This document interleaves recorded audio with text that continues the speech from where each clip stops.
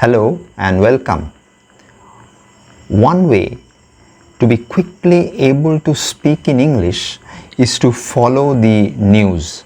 Of course, English news from newspapers and to hear news from various audio channels, as well as focus attention to the various news channels in TV and internet. Another reason is that we love to hear news of different types. Some love news on entertainment, some keenly follow political development, some keep themselves engaged in sports news channels, and so on and so forth. News enriches us definitely, but here in this series of videos on spoken English, please remember that we shall be concerned only with, let me repeat emphatically again, only with presenting things, describing things in English. I mean, we are not bothered about the incidents, events, occurrences whatsoever. Whatever comes our way, we try to describe in English. Our goal is to increase fluency in English. We wish to speak fluently in English. News that we choose here is just the carrier of that wish of ours. Do not take the news seriously. Only try to express the news in your own way, in your own words, obviously through English phrases and words, and do that seriously. Let me now define or explain what we would do or what we are trying to do in this video. I shall choose and pick 3 news from the recent past and present before you. Then we would try to restate the news in our own way. We would, in other words, play with the news, tear it apart and join it again, and if needed, break it further. This would remind us of our early days when we would drop things on purpose, break things, create structures with blocks and destroy them for genuine reasons we cannot recollect at present. After such restatement of a particular news in our own way in English, our second task would be to derive any message that the news might contain. Let me underline or underscore that we would use English to play with ideas, and it does not matter to us whether anybody likes or hates the idea. So let us start. Let us read the first news I have picked. Husbands take oath instead of elected women representatives in MP Panchayat election. Let us restate it in a different manner that comes to our mind. Panchayat election was held in Madhya Pradesh. MP stands for Madhya Pradesh. And many female candidates contested the election, and wow, they won the election also. Let us congratulate them. After winning an election, the winners have to take oath. But instead of the female winners, who took the oath? Hold your breath. It is a surprise. It was their husbands. So this is the news. Pause the video and try to tell it on your own, and then unmute and join me. I am still there waiting for you. What is the message that we get? So many. I shall keep things short and discuss only 3 that are very obvious. Number 1. Who won the election? Female candidates or some women won the election? And did they take oath? No, they didn't. This is a clear show of disrespect to the women folk. Number 2. There are certain rules depending on which a state or country functions, runs, and the law or rule currently followed says that the winning candidate has to take oath. But here all the winning candidates did not. The women who won did not or could not take oath.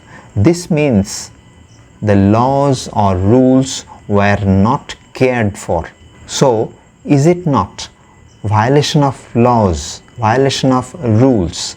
Certainly yes. Number 3. A law is enacted to ensure smooth running of a state. Laws protect assets, protect people, protect the state.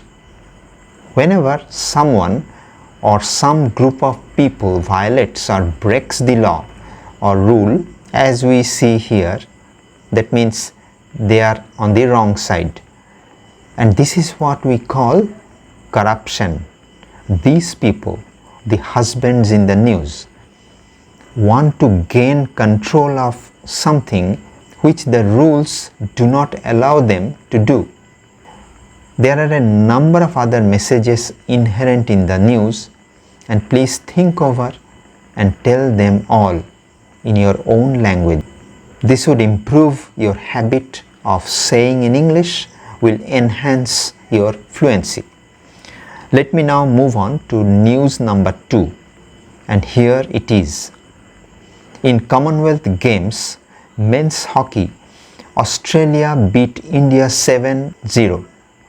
They pumped 5 goals in the first half. Let me put the news in my own way. 2 hockey playing nations, Australia and India, met each other in Commonwealth Games, and Australia literally ran over India, knocking India down 7-0. It was no doubt a one-sided display, and India suffered a huge embarrassment and humiliation of being hit 5 times in the first half. Now, what are the messages that can be derived from the news? Number 1. Absorbing 5 goals in the first half means all hope simply evaporated, simply gone soon after the start of the match. And the match was lost well before the final whistle. Number 2, that Australia could score 5 goals, not 1, not 2, but as many as 5 goals in the very first half speaks volumes for the underpreparedness of the Indians. It has exposed lack of planning to contain and restrain or restrict the Australians, and also that homework was not done properly, hence the humiliation. Number 3, India conceded only 2 goals in the second half compared to 5 in the first. This means India was back on track.